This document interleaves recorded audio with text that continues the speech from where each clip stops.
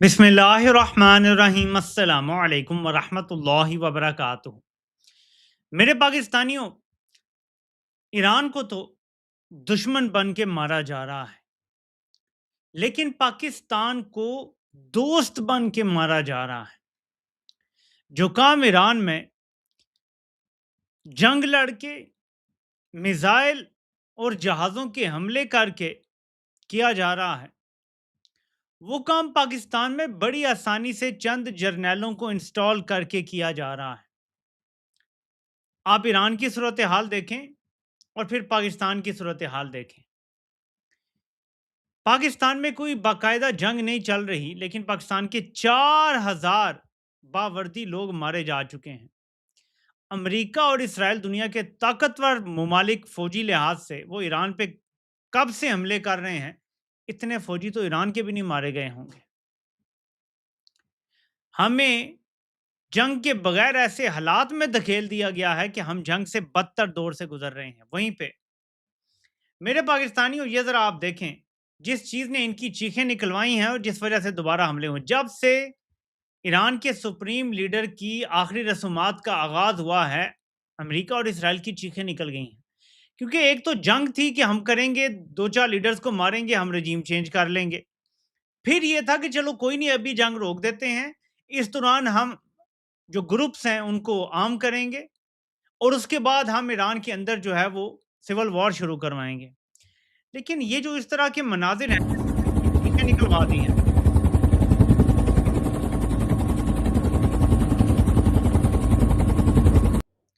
ये जनाजे के मनाजिर हैं और आप देखें, लोग कहते हैं कि मिलियंस में लोग मौजूद हैं। ये फ़ज़ाई मनाजिर हैं। इससे पता चलता है कि शायद ही ऐसा जनाजा देखा हो दुनिया ने। जो लोग वहाँ मौजूद हैं वो कहते हैं कि आप तसव्वुर नहीं कर सकते कि कितनी तादाद में लोग हैं। और मगरिब ने जब ये मनाजिर देखे हैं तो एक फ़ैसला उन्होंने कर लिया है और एक चीज़ उन्हें समझ आ गई है कि ईरान में रजीम चेंज तो नहीं हो सकता। और ईरान में हम इतनी आसानी से सिविल वॉर भी नहीं शुरू करवा सकते, जैसे जब चाहें अफ़गानिस्तान में करवा दी, शाम में करवा दी, लीबिया में करवा दी, इराक में करवा दी, वैसे ईरान में नहीं होगी। क्योंकि उनकी रजीम अगर गैर मकबूल थी भी, तो इस जंग में उनकी कारकर्दगी ने उनको बहुत ज़्यादा मकबूल बना दिया है। तो इसलिए जंग दोबारा शुरू हो गई है। खबरें ये आ रही हैं कि दोबारा ईरान पे हमले हुए हैं। मैं आपको बल्कि मैप दिखाने की कोशिश करता हूँ, जिन जगहों का बताया जा रहा है कि यहाँ पे हमले हुए हैं। ये हैं जी जगहों के नाम, यहाँ पे हमले हुए हैं अभी। बताया जा रहा है कि कोशिश ये की गई है कि अली रज़ा खुदादादी जो हैं, उनकी असासिनेशन की जाए, जो अभी हमले किए गए हैं।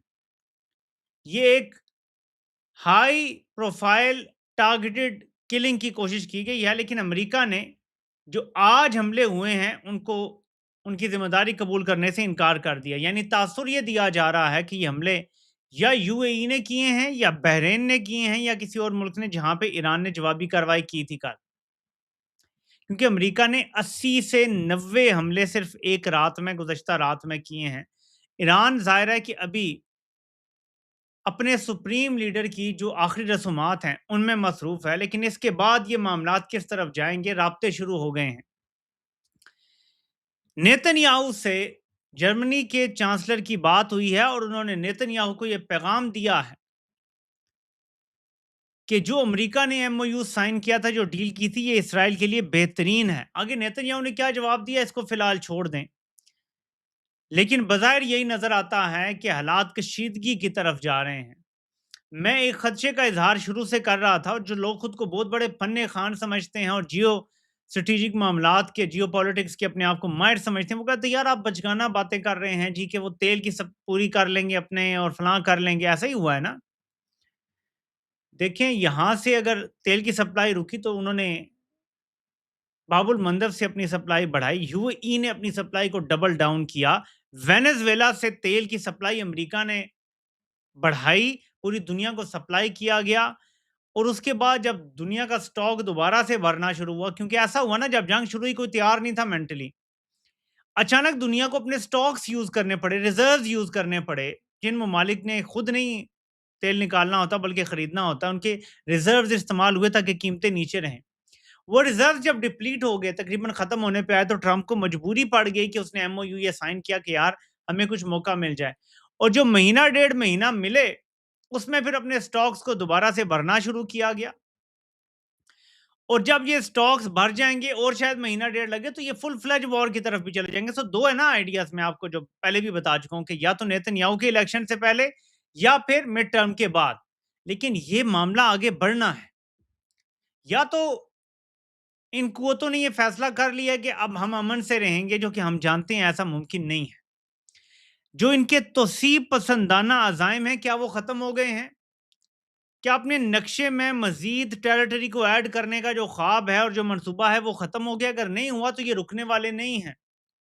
ٹھیک ہے، اب ایسے میں پاکستان کے حالات پہ ہم آتے ہیں، کیونکہ یہ بڑی امپورٹنٹ چیز ہے. ہر چیز کے ساتھ پاکستان کے حالات جڑے ہوئے ہیں.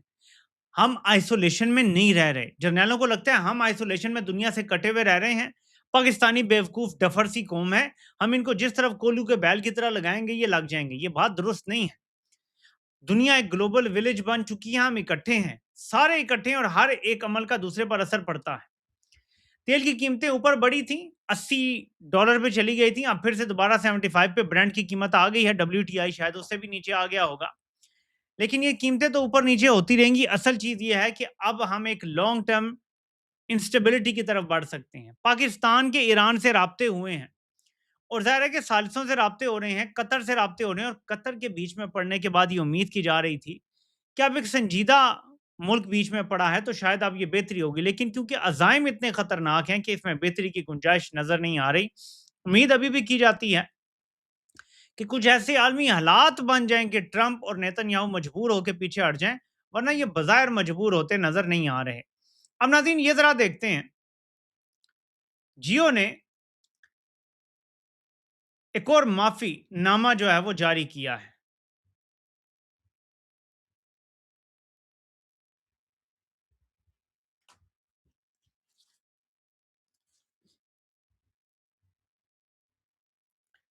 اس معافی نامے میں کیا لکھا ہے ہم ذرا پڑھتے ہیں، کیونکہ پاکستان میں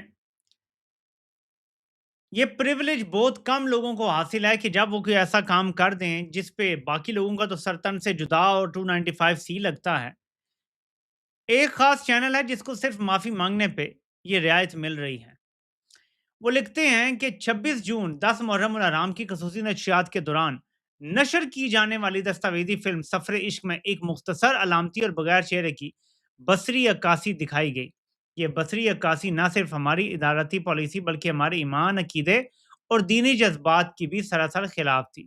یہ نہایت افسوسناک انتظامی کوتاہی تھی جس پر ہمیں دلی رنج اور شدید شرمندگی اور گہری ندامت ہے. جیسا کہ پہلے بھی بتایا جا چکا ہے کہ اس واقعے کا علم ہوتے ہی کسی بھی بیرونی نشاندہی سے قبل ہم نے از خود ضروری اور فوری اقدامات کیے. اس غلطی کا بلا تاخیر تدارک کیا، متعلقہ مواد کو ہٹا دیا اور آئندہ اس نوعیت کی کسی بھی کوتاہی کے سدباب کے لیے مؤثر اور مستقل انتظامات یقینی بنائے. ہم اپنی اس غفلت اور انتظامی کوتاہی پر دینی احساس تقدس، تعظیم رسول اللہ صلی اللہ علیہ وآلہ وسلم اور پیشہ ورانہ احساس ذمہ داری کے تقاضے کے تحت ایک بار پھر نہایت عاجزی، انکساری اور خلوص دل کے ساتھ استغفار کرتے ہوئے اللہ کے حضور معافی کے طلبگار ہیں.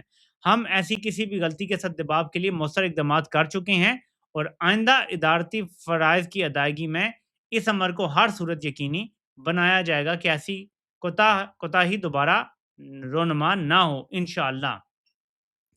تو ایک بار پھر جیو نے معافی نامہ جو ہے وہ لکھ کے جاری کر دیا ہے.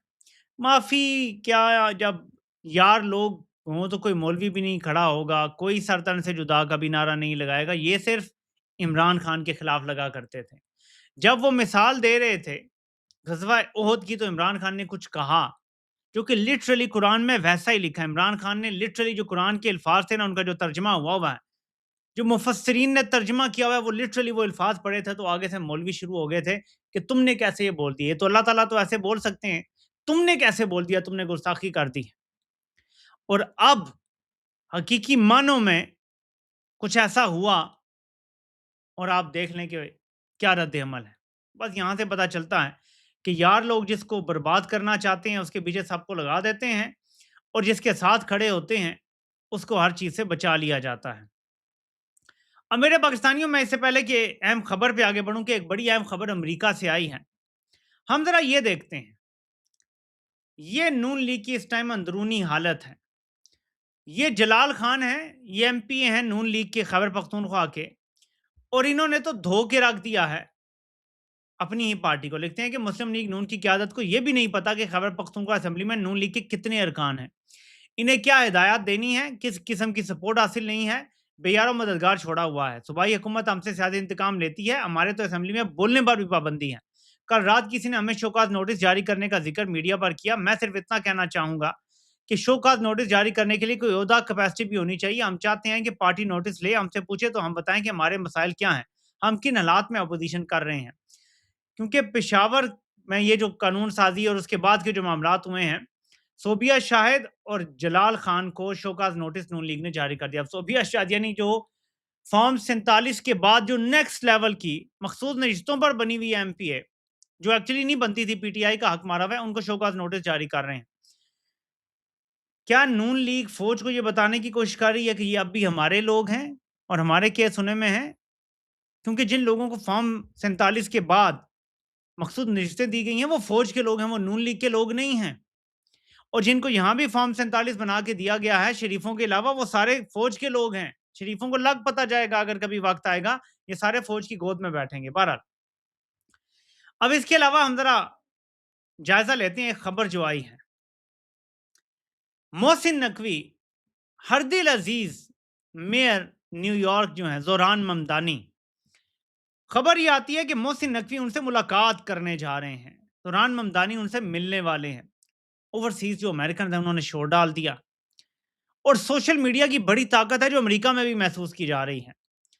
اس کا نتیجہ یہ نکلا کہ زوران ممدانی کی جو نمائندہ ہیں آنا بہر، انہوں نے کہا ہے کہ محسن نقوی سے ممدانی کی ملاقات نہیں ہو رہی۔ انہوں نے یہ بات کلیئر کر دی ہے۔ اب دیکھتے ہیں کہ یہ جو بات کلیئر کی گئی ہے اوورسیز پاکستانیوں کے اتنے احتجاج کے بعد کیا یہی ہوگا، کیونکہ ظاہر ہے محسن نقوی اگر نیو یارک میں پھر رہا ہے تو وہ کوشش تو کرے گا نا تھوڑی سی پی آر اپنی کرنے کے لیے۔ اگر وہ مستقبل کا وزیر اعظم بننا چاہتا ہے، وزیر خارجہ بننا چاہتا ہے، یا جو بھی کوئی عہدہ لینا چاہتا ہے، تو وہ اپنی پی آر کرنے کے لیے اگر نیو یارک میں گیا ہوا ہے تو وہ چاہے گا نا کہ زوران ممدانی جو اس ٹائم امریکہ کا سب سے پاپولر سیاستدان ہے، اکراس دا بورڈ وہ امریکہ کا سب سے پاپولر سیاستدان ہے اس ٹائم، اور اگر مستقبل میں اس کو روکا نہ گیا اور وہ میئر سے نیکسٹ لیول پہ گیا اور پھر نیکسٹ لیول تک پہنچا، تو ایک دن ہو سکتا ہے وہ صدر کا امیدوار بھی بن جائے امریکہ میں۔ اب اس کے حوالے سے ظاہر ہے کہ امریکہ کا اپنا ایک آئین ہے اور قانون ہے، اور کیا رکاوٹ بنتا ہے یہ ایک علیحدہ بات ہے، لیکن اگر آپ شیئر پاپولیرٹی کا دیکھیں تو زوران ممدانی میرے خیال میں 10-15 سال میں یہ سفر طے کر سکتا ہے، اگر آئین آڑے نہ آئے اور قانون آڑے نہ آئے جو امریکہ کا ہے۔ اینی وے، سو یہ صورتحال ہے کہ محسن نقوی وہاں موجود ہے، خبریں آئیں کہ جی ملاقات ہوگی، اور پھر ملاقات کا اعلان ہوا کہ نہیں ہوگی۔ تو یہ بڑی سبکی ہے، اور کہیں تو آواز سنی گئی ہے پاکستانیوں کی، کیونکہ جو ڈاکٹرز کی جو تنظیم ہے امریکہ میں، جو انہوں نے بدترین ابن الوقتی کا مظاہرہ کیا ہے اور لیٹ گئے ہیں ایمبیسی کے آگے، وہ انتہائی تکلیف دہ چیز ہے۔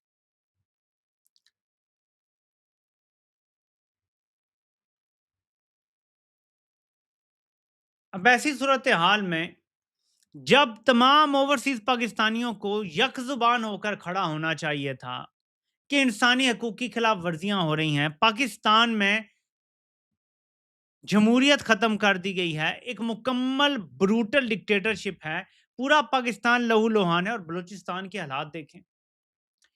کسی نے بھی بڑی خوبصورت بات کی ہے، یعنی آئیڈیاز جنم لیتے ہیں نا، ایک دوسرے کی بات سمجھنے سے ہی ڈاٹ کنیکٹنگ ہوتی ہے، کہ اگر آپ غور کریں تو امریکہ اور اسرائیل کا اگلا منصوبہ ہے ایران کے چاروں طرف سے انسرجنسیز گھسانا۔ کیا جو بلوچستان میں مارا ماری ہو رہی ہے، قتل و غارت ہو رہی ہے، لوگوں کو اغوا کیا جا رہا ہے، مارا جا رہا ہے، غائب کیا جا رہا ہے، کیا یہ بھی ایران کے گرد بھی گھیرا تنگ کرنا اس کا حصہ ہے؟ دیکھیں نا، صرف پاکستان کے اندر انسٹیبلٹی پیدا کرنا بھی وجہ ہو سکتی ہے، اور یہ کافی وجہ ہے، لیکن کیا جو ایران کے گرد گھیرا ڈالنے کی کوشش ہے وہ بھی بالکل درست بات ہے، کیونکہ لگتا نہیں ہے کہ ایران کے چاروں طرف سے اس کو گھیرنے کی کوشش ہوگی۔ افغانستان سائڈ سے بھی کوشش کی جائے گی کہ انسرجنٹس گھسائے جائیں، پاکستان سائڈ سے بھی کوشش کی جائے گی انسرجنٹس گھسائے جائیں، اور یہاں اتنی افراتفری کریٹ کر کے کیا یہاں بلیک واٹر ٹائپ کوئی تنظیم تو نہیں آنے دے رہی کمپنی سرکار؟ میں صرف سوال کر رہا ہوں۔ دیکھیں، ہاتھی کے دانت کھانے کی اور ہوتے ہیں، دکھانے کی اور ہوتے ہیں۔ پلیز کریٹیکل تھنکنگ ہمیں اب کرنے کی ضرورت ہے، ہمیں ہر اینگل کو کور کرنے کی ضرورت ہے، سوال اٹھانے کی ضرورت ہے۔ کہیں ایسا تو نہیں ہے کہ بلوچستان کی اس شورش کے دوران اور اس کے ہنگام ماضی میں اس کی مثال کیونکہ موجود ہے، جب پاکستان میں دہشت گردی اپنی پیک پر تھی تو پاکستان میں امریکی بلیک واٹر جو بدنام زمانہ تنظیم ہے اس کے لوگ دندناتے پھر رہے تھے اور پاکستانیوں کو ڈھونڈ ڈھونڈ کے قتل کر رہے تھے، ٹارگٹ کلنگ اپنی پیک پر تھی، اور بلیک واٹر یہ سارے کام کر رہی تھی پاکستان میں، کانٹریکٹرز تھے نا بدنام زمانہ۔ کہ ایسے ہی کچھ کانٹریکٹرز کو یہاں لا کے اور یہاں سے ایران میں تو نہیں گھسایا جائے گا؟